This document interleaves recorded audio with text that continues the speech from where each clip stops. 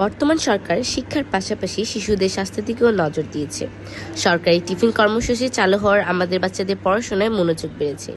প্রধান শিক্ষক হাবিবা সুলতানা, মিরেরগাঁও সরকারি প্রাথমিক বিদ্যালয়। বিস্তারিত মেহেদী হাসান হীরার প্রতিবেদনে ভীষণ বাংলা টিভি। আমি হাবিবা সুলতানা, প্রধান শিক্ষক, মিরেরগাঁও সরকারি প্রাথমিক বিদ্যালয়।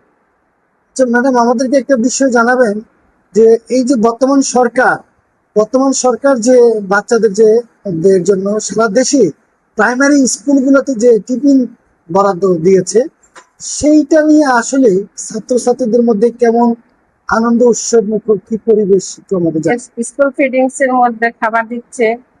এই খাবার তারা ভালোই আনন্দ পাচ্ছে, কারণ সবাই ভালো উপস্থিতিও ভালো, তাদের মধ্যে আনন্দও ভালো, ওরা আনন্দ করে খায়। কিন্তু মাঝে মধ্যে খাবারগুলো একটু সমস্যা দেখায়, ডিম ভাঙা থাকে, রুটিও নষ্ট, মানে ছটরাট করে যায়, এরকম আর কি। রুটি আর ডিম এই দুটোই সমস্যা হয়। জি। তো আপনি যেহেতু প্রধান শিক্ষক, আপনি কি আমাদের গাজীপুর জেলা যে আমাদের অফিসার রয়েছেন, শিক্ষা অফিসার, তাকে জানিয়েছেন এই বিষয়টা? আমরা জানিয়েছি বলতে আমরা ইয়ের মধ্যে লিখে দিই, কি বলে, রিসিটের মধ্যে। আমরা যে রিসিটে সই করি, রিসিটের মধ্যে লিখে দিই যে খাবার খারাপ বা নষ্টরি বা পাটারি।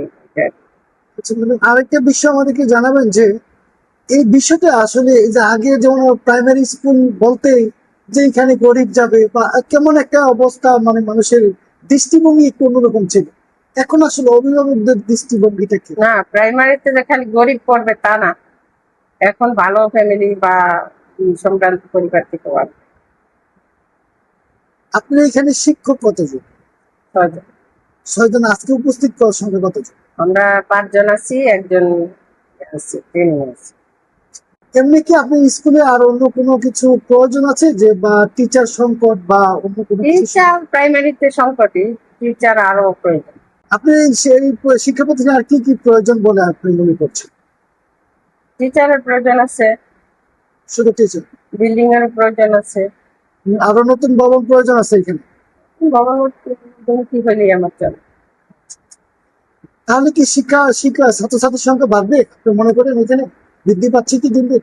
টিচার হলে বাড়তে পারে। আর এই সরকারের টিফিনটাকে আসলে আপনি যারা অভিভাবক আছে তাদের দৃষ্টিকোণ এটা কিভাবে দেখছে তারা? অভিভাবকদেরও দৃষ্টিভঙ্গি ভালো। আমার নাম মরিয়ম। তোমার স্কুলের নাম কি? মেহেরগাঁও সরকারি প্রাথমিক বিদ্যালয়। এই যে তোমরা এখন যে টিফিন পাচ্ছ, এই বিষয়ে আমাদেরকে একটু বলতে পারবা যে এই টিফিন গুলোর বিষয়ে? আমরা আগে বাসায় যে টিফিন খেতাম বা বাসা থেকে টিফিন নিয়ে আসতাম, এখন সরকারের জন্য অনেক ধন্যবাদ। সরকার আমাদের রুটি দেয় এবং অনেক কিছু বিভিন্ন জিনিস আমাদের দেয়, আমরা সরকারের প্রতি অনেক ধন্যবাদ। আমার নাম প্রদীপ, আমার স্কুলের নাম মেহেরগাঁও সরকারি প্রাথমিক বিদ্যালয়। এই যে টিফিন দিচ্ছে, যে এই টিফিনে কি কি দেয়? আজকে দিয়েছে রুটি, বিস্কুট, ডিম। দর্শক, এখন আছি আমি মিরেরগাঁও সরকারি প্রাথমিক বিদ্যালয়, যেটি গাজীপুরের সামনে অবস্থিত।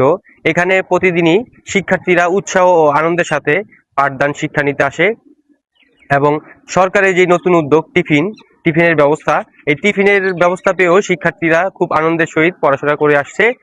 এখানকার শিক্ষার্থীদের সাথে আমরা কথা বলে জানতে পারি এখানকার যে টিফিনের ব্যবস্থা, সেখানে তাদের কোনো অভিযোগ নেই এবং এখানে যেই শিক্ষক মন্ডলী আছে তারা অতি যত্নের সহিত তারা পাঠদান দিয়ে আসছে। এখানকার প্রধান শিক্ষক জনাবা হাবিবা সুলতানা আমাদের জানিয়েছে এখানকার শিক্ষকরা শিক্ষার্থীদের সাপ্তাহিক ক্লাস টেস্ট পরীক্ষা নিয়ে থাকে এবং বিভিন্ন পরীক্ষার মাধ্যমে শিক্ষার্থীদের যোগ্য করে তোলে।